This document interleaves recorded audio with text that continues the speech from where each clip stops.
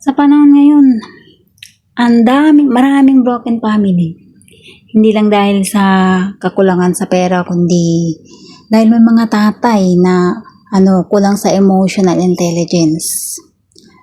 Yung mas inuuna ang sariling kaligayahan, hindi marunong makontento at nakakalimutan ang pagiging ama ay responsibilidad at hindi libangan lamang.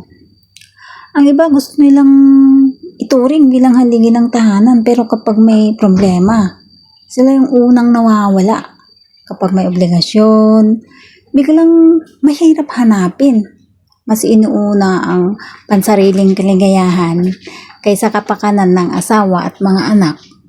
Ang pagiging ama ay hindi nasusukat sa pagbuo ng pamilya, kundi sa pananatili, paggabay at pagtupad ng responsibilidad.